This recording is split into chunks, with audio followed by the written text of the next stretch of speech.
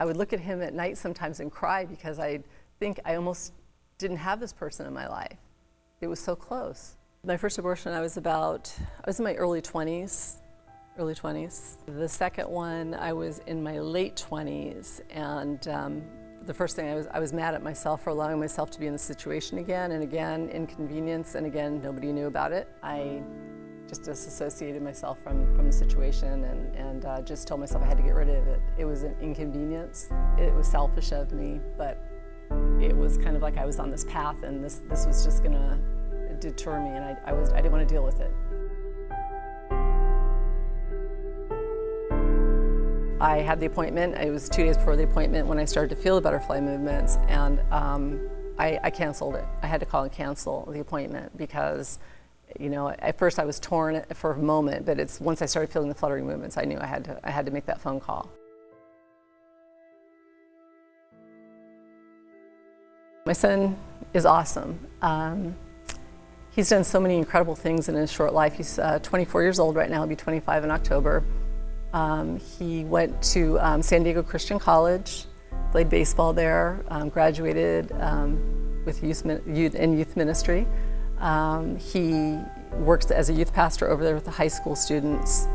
And the reason he chose high school students is because he feels like that's the point in their life that he can make the biggest difference. And he's taught me probably more than I've taught him in life. I would never, ever consider ever having an abortion again. Just seeing what happens when you do become pregnant, that this is the outcome of it. My son wanted me to speak on his behalf also. He thinks, you know, obviously that it's so important that people hear what happened in my life, so that people will see that there are alternatives, and it can turn out to be the most beautiful thing in your life.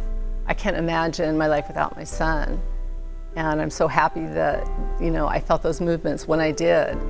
And he knows the whole story, and he was pushing me. He says, "Mom, you got to go talk. You got to tell people, even if it helps one person to make a decision to keep their baby, if it makes, you know, the difference in someone's life to heal or to forgive themselves, maybe." I just want to let you know that if you have this child, it is going to be the best thing that will happen to you in your entire life. You may be wondering how you're going to do this. How am I going to financially do this? I'm here to tell you that I had no idea. I had a low-paying job. I was a single mom, and along the way, people help you. People will help you along the way. It's amazing how many people came through to help me. And once again, in my mind, all I could think about was, if I treated this child like a burden, he'd be a burden, and if I treated this child like a blessing, he would be a blessing. It is so true. It is so true, because every day I looked at that child and thought, he is the biggest blessing in my entire life.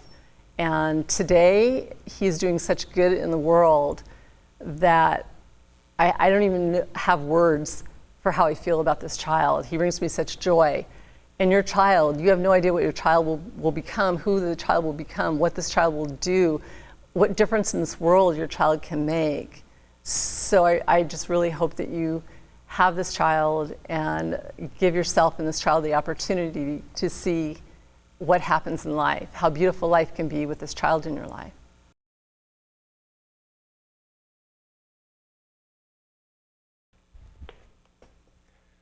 Hi, I'm Kelly's son, Blaze, and I just wanted to say thank you, Mom, for choosing to have me and to love me, and I love you. He was before me. I put him before me. He was everything. He was my entire life. This passion of mine for life, I'm not ignorant of death.